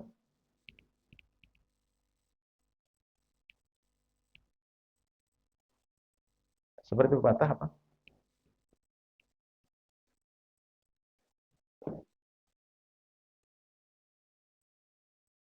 Eh, jangan sampai di balik cadar itu sendiri ya. Justru kadang kalau memang lagi naudzubillah syahwat bergolak itu khayalan lebih dasar, lebih dalam lagi. Membayangkan lebih dari aslinya itu lebih serem lagi. Apalagi mohon maaf kelihatan mata, kelihatan yang ini. Padahal mungkin dia tidak secantik kelihatan matanya saja. Sehingga ada perempuan salah niat. Kenapa kamu harus pakai cadar? Cuman kata orang, lebih cantik pakai cadar. Kenapa? Memang yang bagus matanya tok, yang lain enggak. Bukan karena Allah pakai cadarnya. Wah, ini rupanya pakai cadarnya bukan karena Allah. Justru biar dibilang cantik karena cadar. Kacau ini. Karena yang bagus matanya, kelihatan matanya kayak, wah bakal cantik. Kelihatan dibuka, innalillahi. Ini pengakuan ngomong. Karena orang bilang saya lebih cantik pakai cadar. Dalam hati punya, mulai kapan secara bicara fisik cantik lebih pakai? Oh, enggak kelihatan. Pasti yang lain dibicarakan, betul. Kalau mengatakan lebih terhormat, lebih aman pakai cadar, masuk akal. Dia ngomong lebih cantik pakai cadar. Gimana? Ini pasti salah ngomong ini. Dilacak. Nah, ada bergolak seperti itu. Ya kalau memang kamu terpaksa, tapi kamu jangan main hati. Jangan remehkan dia, kepleset sama dia. Apalagi tadi kalau sudah mulai ada kecenderungan, mungkin sering ada satu anak kok pinter banget dia, ditanya oke, sopan santunnya iya, fasih. Apalagi kamu dunia ilmu pasti kecenderunganmu dengan anak cerdas macam itu. Mulai, kan? Nah, di situ mulai ya. Mulai bab tadi. Ijab, kekaguman, kecenderungan, ambil putusan enggak. Buya waktu itu nggak ada kecenderungan waktu di Yaman. Cuman Buya capek. Saya ngurusi anak putri begini nih. Wah, ini kacau banget. Saya berniat nikah lillahi ta'ala. Bismillah. Nikah. Pokoknya saya pengen nikah. Abah Umi izin. Sebelum ia menikah dengan orang Indonesia. Sebelum memberangkatkan, sebelum anak-anak putri datang, sebelum rombongan Umi datang, dia mau menikah dengan orang Indonesia. Bahkan tepatnya orang Cirebon. Dia mampir ke Cirebon, sudah suruh melihat. Sudah melihat dia, dan sudah Umi setuju, semuanya setuju. Hanya Habib aja nggak setuju. Habib belum. Dia dititipin foto sama keluarga. Orang baik. Titipin foto, dia tidak bisa lihat. Barangkali Habib nanya, dia tidak melihat. Nggak ada gunanya saya melihat. Saya sudah melihat aslinya, nggak apa lihat fotonya. Berarti kalau sudah lihat fotonya, kita akan menghayal yang lain. Tidak, Buya lihat simpan foto itu. Yang penting waktu Buya lihat wajahnya, fisiknya oke, dia masuk. Itu pun salah, dia dengan Habib Mikdad. Orang itu datang nggak ngerti dia, nggak suruh lihat. Dia ada orang nganterin kopi, nganterin minuman. Tidak lihat. Mana? Itu tadi. Aduh, kelewat. Gimana lagi lagi? Ya, kita nggak ngerti. Oh, ngapain ada perempuan lihat kita ngelihat? Tidak ada perlunya. Bisa dikasih tahu. Kan kesini mau ngelihat tadi. Iya, silakan. Setelah keluar lagi, dia ngambil apa lagi? Lihat. Anaknya tokoh di. Alhamdulillah dia menikah dan laki-lakinya lebih gagah dari Buya. Dia sudah nikah dia. Ketemu dengan Buya sekali. Dia anaknya keluarga besar pesantren di Cirebon. Akhirnya secara dohir oke. Hanya kita bicara Habibmu, Bismillah baik. Insya Allah. Umi oke. Dia punya hafal Quran dan keluarga. Nggak ada istilahnya Buya. Hanya Buya melihat keluarganya baik, ini baik. Langsung Buya kiamat dikasih foto. Foto tidak Buya buka. Karena Buya punya prinsip. Jangan jadi orang bodoh. Tidak dihak, bukan milik kita. Yes. Akhirnya mau tak sungguh Habib pokoknya tidak berkenan melihat karena belum minta tunjuk. Ya. Terus tiba-tiba Habib jawabnya sederhana. Insya Allah akan datang. Tetapi insya Allah istri itu calon istri itu bakal datang. Ya, penafsirannya orang baru melihat orang kan pasti ke sana kan? Kan Buya kan baru lihat orang, baru pulang tahun 99 kan pulang, baru pulang 99 Buya pulang, baru pulang lihat itu terus balik lagi. Yang baru melihat perempuan, Habib ngomong begitu, yang mau datang siapa di otak Buya? Dia kan gitu ya. Cuman setelah Buya sampai di luar tuh sadar, siapa yang datang? Balik lagi Buya. Tidak berani tanya, siapa yang mau datang kan gak enak. Contohnya, mungkin antum yang lihat bapaknya. Yang dikirim pulang, yang dikirim ke Indonesia. Kok suruh ngirim pulang? Gimana? Suruh ngirim. Ini dikembalikan. Mulai paham kayaknya belum setuju. Baru dia belum berani tanya ngomong ini. Ya di saat terbukti boleh setuju, no problem, tidak pusing. Dia tidak jatuh cinta, dia gila-gila. Cuma dia orang baik, solehah, keluarga baik-baik, terhormat dan orang mulia. Bahkan di saat dia mengembalikan itu pun juga hubungan baik dengan dia tetap terjalin. Akhirnya apa? Dia ngomong, tapi saya harus nikah. Nikah. Kalau nikah jangan tahun-tahunku. Jadi nominasi pilihan Buya itu adalah 3. Wah hebat. Buya hanya dengar kok nggak pernah tahu orangnya. Dari santri, dari mahasiswa yang datang ada 3. Anaknya pokoknya kalau udah diterima kan podo tuh gitu loh. Kalau diterima dapat alhamdulillah anaknya kiai-kiai, anaknya pokoknya satu anaknya pengusaha, satu anak kiai, bertiga. Umi belum masuk. Umi terakhir itu. Umi belum masuk sama sekali 3. Karena yang 3 itu kebetulan saya kenal orang tuanya pas Buya ke Indonesia dari keluarga baik ini. Sampai salah satu dari 3 ini, Habib sudah mengirim surat. Ana baru risalah ila abiha. Saya akan kirim surat. Yang bawa surat berangkat duluan, tidak ke bawah surat. Jadi belum ini. Akhirnya Buya, ya Allah, tertunda lagi. Tak tahu tiba-tiba ada obrolan Buya dengan teman Buya, Dr. Muhammad Najib. Dr. Muhammad Najib muridnya Kiai Buhin. Yang akhirnya menikah dengan anaknya Kiai Buhin. Itu ada baik jauh temannya yang Fatah. Dari mana? Orang Pontianak. Anaknya keluarga Kiai Ibrahim. Oh, yang mulai masuk. Umi masuk yang keempat. Ini Umi terakhir. Kita tidak melihat orangnya dan sebagainya. Cuma hanya telepon kepada musyrifah. Musyrifah itu orang, bukan orang Indonesia. Assalamualaikum musyrifah. Tolong lihatkan satu anak gadis namanya ini bagaimana. Rupanya Mang Umi itu aktif di situ. Jadi sama musyrifah disifati yang menjadikan Buya harus nyifatinya. Oh ini anak nasyita, wah kada ini cekatan. Wah ini pasti Karena enggak ngerti maksud Buya, enggak. Ini bukan pesanan ini. Bukan pamannya ini ngomong begitu. Ini dia juga ngerjain dapur masak. Bahkan dia katanya anaknya kiai, cuman tapi di sini kok kayak orang anu ini kok kayak ngerti ini kayak pesenan ini kok ini promo atau bagaimana ini? Jadi musyrifahnya ngomong itu rupanya memang dekat sama musyrifahnya ini. Jadi istilahnya besar. Akhirnya biasanya ngomong. Istilah sama Habib pas diajak ke kami, istikharah. Istikharah ke kami. Istikharah, Habib itu istikharah. Dan Buya ngomong tidak jelas. Jadi dalam bayangan Buya itu tiba-tiba aja ada gambaran. Habib sudah mengisyaratkan. Isyaratnya adalah ya sudah, insya Allah. Yang ini terakhir. Cuma dia pun nggak paham. Ini dia keluar nggak nyambung. Balik lagi. Makanya apa yang ngomong dia terbaik. Itu yang terbaik. Buya nggak kenal orang tuanya, nggak kenal murid ngajar. Setelah itu baru mikir, yang mana sih orangnya kan gitu loh. Yang mana yang namanya Feroz Rahbin itu nggak tahu, pakai cadar semua. Karena selama ini saya nggak kenal keluarganya, nggak kenal ininya. Yang lain kan keluarganya. Sudah Bismillah, nekat. Kalau memang berjuang apa yang pesan, kita nyari nomor keluarganya. Lewat Ibuhin malah langsung ngomong, piye iki? Maksudnya bahasa Indonesianya, ibaratnya dagangan belum apa-apa sudah mau dipetik. Ini baru mondok sudah mau dinikahi, piye? Gimana?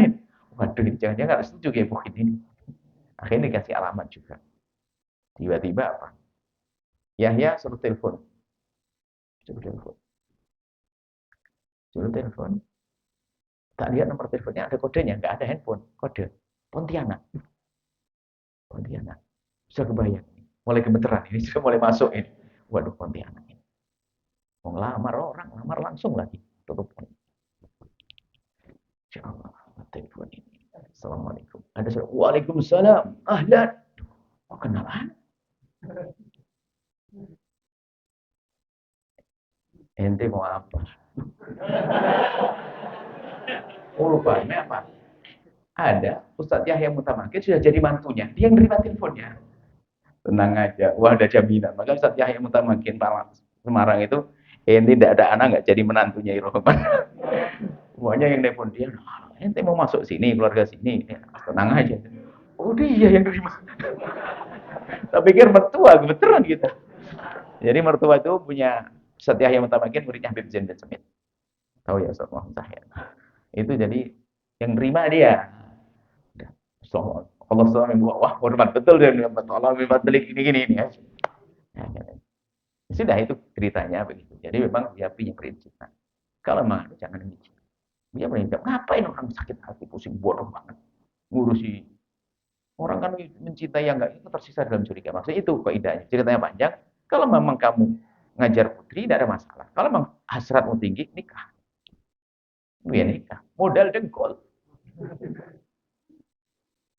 Akhirnya nikah dengan Umi itu nekat. Pokoknya Umi Ridho, Guru Ridho nggak mungkin nggak ada jalan. Akhirnya apa? BSS, bayar sendiri-sendiri. 6 tahun BSS. Alhamdulillah Umi tidak pernah nuntut. Nggak pernah nuntut. Saya pernah belikan baju nanti aja. Belikan baju nanti aja. Karena sudah dapat kiriman juga baju dari rumah. Nanti aja. Lihat duit kita pas-pasan banget. Tanggal 15 habis duit. Itu biasa. Listrik mati. Makanya kalau ada anak sekarang ngeluh kontrakan, mau jor-joran capek. Saya punya capek. Mau jor-joran susah, dia juga punya susah. Itu loh jadi. Sekarang hidup kok dibikin ruang, harus begini, harus begini. Punya ngontrak rumah listrik copot mati. Cuma nasib baik, itu banyak kawan. Dari Thailand itu ada Pak Kapten kapal penangkapan sotong. Sotong khusus. Setiap Jumat itu datang dengan sarung ikan yang nggak masuk kriteria. Udang, cumi gede-gede. Setiap malam Jumat itu mulitan. Wah, kayak orang kaya. Nggak punya rezeki dari Allah. Itu anaknya. Boleh, tapi ingat. Jadi orang cerdas. Makanya hak kita cinta jadi cerdas. Kalau kamu punya hasrat tinggi, kenapa tidak menikah? Tapi kalau main api, bodoh betul. Apalagi terlanjur sudah mencintai, tapi nggak bisa ngapa-ngapain. Ini saja. Makanya perlunya Buya mengajarkan cinta itu jadi orang cerdas. Dan Buya berpikir, kalau tak sebut nih anak Kiai siapa sih yang main Buya? Umi itu paling. Umi kata, kalau Umi lagi kita ke rumahnya Kiai itu, awas ya. Masih ingat mau melamar itu dah? Ya ingat lah masa enggak itu. Tapi kan apapun bentuknya, apakah biarpun dunia ngomong apapun yang sukses kamu. Pede juga gitu. Jadi nggak ada ujian, nggak ada urusan. Jadi praktis itu. Kemudian Buya itu juga mohon maaf, artinya Buya itu luwes. Mungkin banyak orang salah paham. Jadi hati-hati. Jadi luwes sama orang gerap ya. Apalagi kalau di Bangil dulu tuh, Buya tuh kayaknya semua orang tak anggap mertua. Ini siapa ini? Buya ceplosan, calon mertua anak. Gitu aja ngomongnya. Jadi sampai Ustaz As'ad Safi ini serius kan pertama ngomong. Ada orang tamu perempuan itu siapa? Ada mau anak perempuan. Kita nggak kenal sampai itu. Calon mertua. Itu aja. Yang gowenya ceplos-ceplos gitu. Akhirnya calon mertua itu banyak banget. Oh kita ngomong kayak dia aja serius. Orang terlalu serius kita guyon. Kita pada punya anak perempuan calon mertua. Kan betul namanya calon. Seluruh dunia kan calon mertua kita kan. Gitu.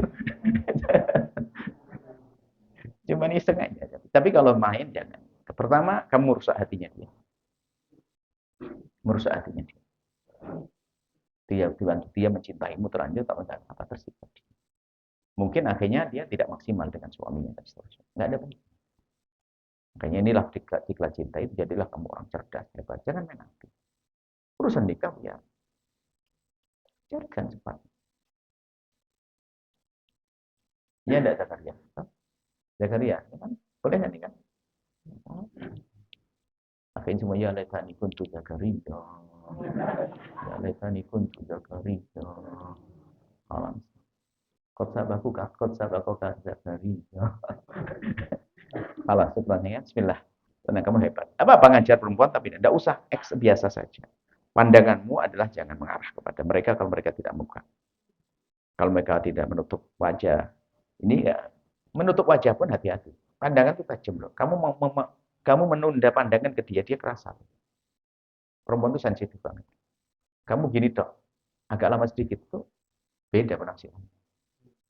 Ini. Antara dua, dia nek sama kamu, atau dia terpesona lalu bahaya bagi dia. Sebenarnya, makanya jangan bangkit, jangan memperlambat pandangan kepada mereka. Itu wah berarti perempuan sensitif banget. Bukankah semua dari pandangan? Sampai dikatakan, Yusukul gulu qoblal julud. Masuk ke hati dulu sebelum kulit kalau sudah pandangan. Jelas. Syukran bismillah. Tamim mulbaki usul dirakatin. Lalu usul di awal-awal untuk amin. Sahih paham. Ini adalah di antara yang dia sampaikan. Masalah mengajar belum? Nanti ada waktu. Ngajar yang bagus seperti apa. Nah, jadi kamu nanti di kampung-kampung pun, kalau kamu ngajar apapun, tuh orang senang tuh gimana? Adapun masalah ilmu, ya sekarang ini kamu, bahkan seandainya ilmu terbatas pun akan menjadi nyaman. Ya ta'alina alaikum warahmatullahi wabarakatuh. Waja'alaikum minallahil amilin. Berkat sayyidil mursalin. Al-Fatihah.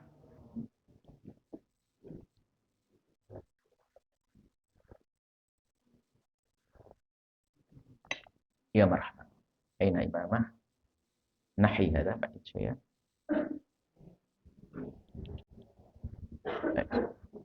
Oh, tapi. Ma, kharriju alan, ma.